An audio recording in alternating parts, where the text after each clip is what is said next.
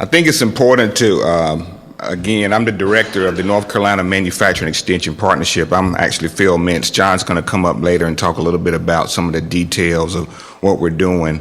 But a little bit about the MEP. I don't think many of you understand the program, and I think it would be important to kind of talk about the role we play. NIST has maybe, I guess, somewhat a little known program that's like $120 million that actually focuses on the plight of our small to mid-sized manufacturers.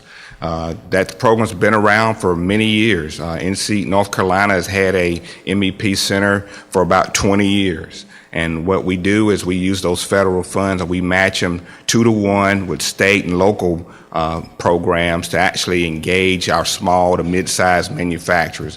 What do we call that? That's roughly 250 employees or less, but mostly under 100 employees. Our teams are really calling on those smallest of manufacturers, trying to make sure that they are understanding what the best practices in industries are and actually bringing them information that they otherwise may not get from others.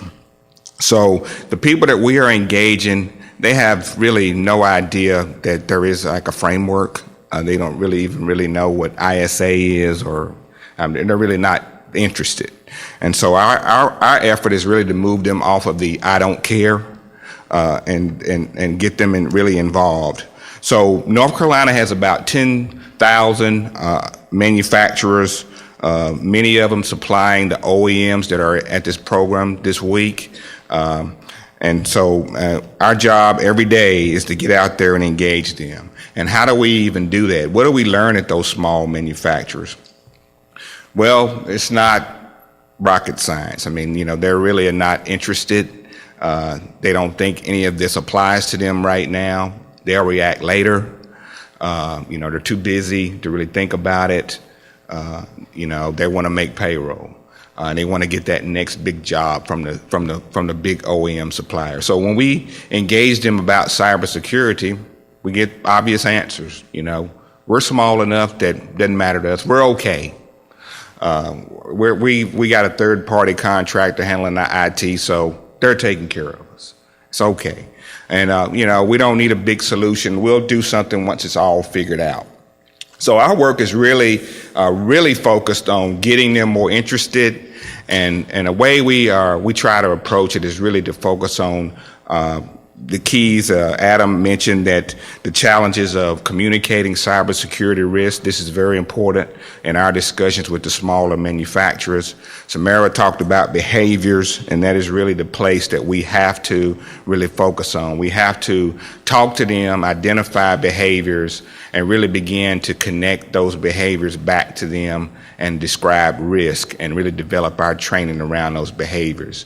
So in that light, we have started working on some survey activity where we really are trying to identify the behaviors of these smaller manufacturers and really put something together that gets them off the I don't care and into really looking at ways they need to protect themselves. So I'm going to ask John to come up and really speak to some of the survey work we've done and really give you some indications, some early indicators of what we're learning from our smaller manufacturers about their interest in cybersecurity. John.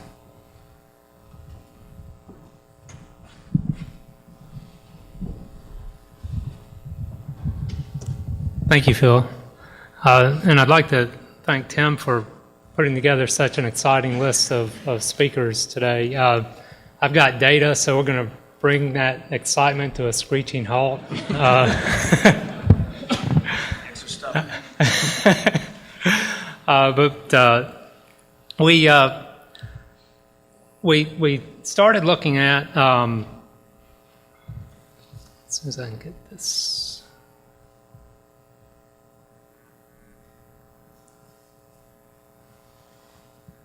Okay.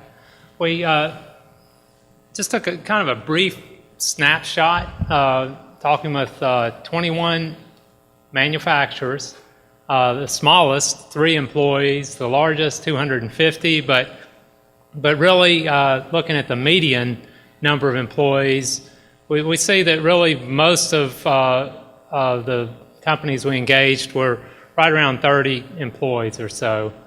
And as you can see, almost half the respondents were actually those who owned or founded the company, which is not surprising. I used to be a small manufacturing company owner, and my title would have spanned on any given day any of those. So that's typical, I think, for what we would normally see for small manufacturers. And what we'll look at, just very briefly, just some insights from the survey results. We'll look at general usage issues, operations. We'll look then at organization behavior and then employee behavior, issues related to those, and then we'll just connect the dots with a couple of final comments.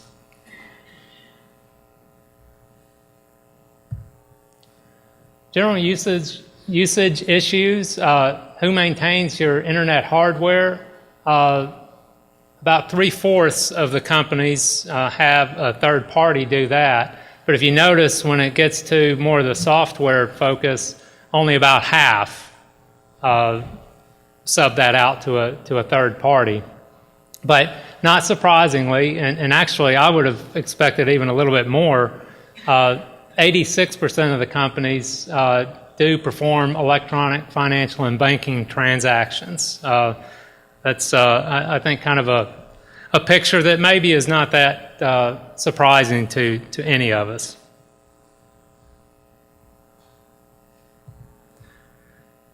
Operations issues, and I will not torture anyone by reading all of this, but I want to give you a good sense of when we looked at operations issues, we looked at it from several standpoints: marketing, production, purchasing, shipping, invoicing. And what we did was we gave several possible levels of operational activity related to each one of those. And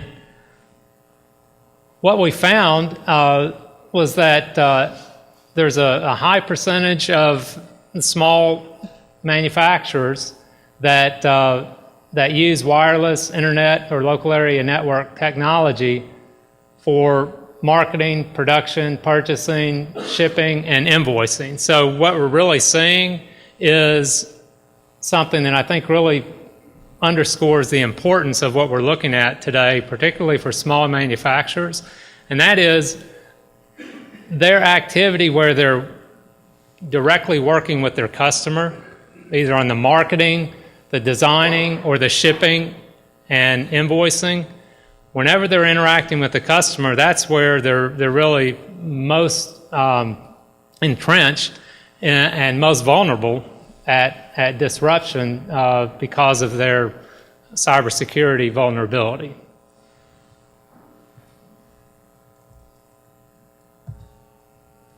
Now, let's take a quick look at organization behavior.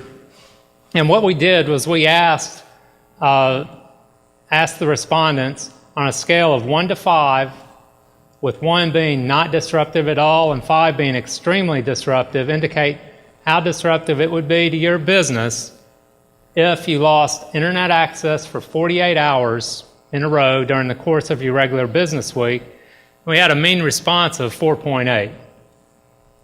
Well, put that up against risk exposure that we looked at with organization behavior.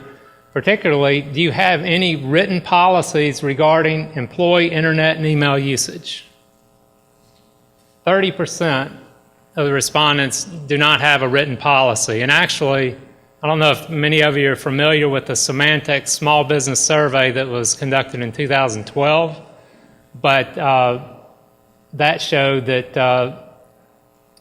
even a higher percentage didn't have a written policy in 2012. Maybe that means that, everyone's coming around to the importance of doing that. But in my opinion, 30% is still a pretty significant percentage to not have a written policy. Now, put that together, and the one that's particularly disturbing is in the lower right-hand corner, and that is that 67% of respondents with no written policy indicated that losing an internet access would be extremely disruptive. So I'm going to get back to that in just a second, that particular point. But looking at it from the employee behavior, something related to employee behavior, we asked, do employees use personal devices to interact with the company system? A little over half said yes. Putting that together with that assessment of disruption, the impact of disruption, and you have in the lower right-hand corner another disturbing statistic, and that is that 91% of respondents allowing the use of personal devices indicated that losing internet access would be extremely disruptive. So, if we just take a look at a couple, or think of those couple of statistics and connect the dots, here's what we see going on. First of all, 70% of the top person in the company said that they're responsible for the internet online security for the company. And again, the small manufacturers, there's a good chance that they're not sitting behind their desk 8 hours a day looking at cybersecurity issues.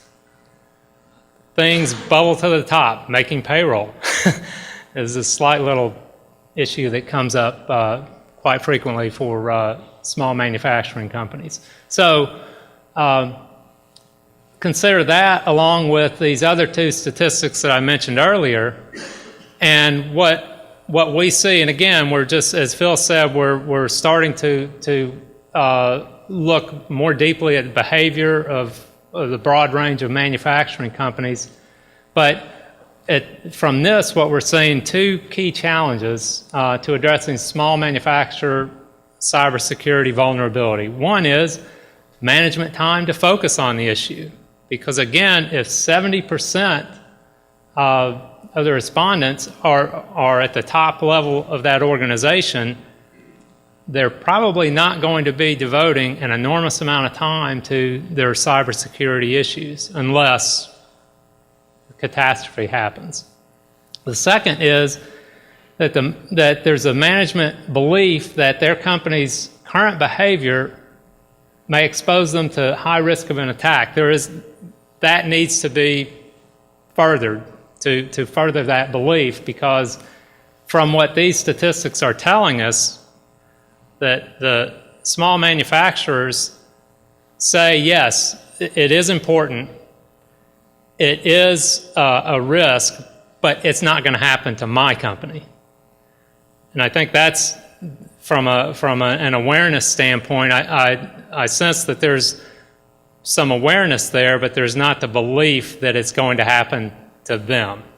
So that's pretty much what we've put together from the survey we've done.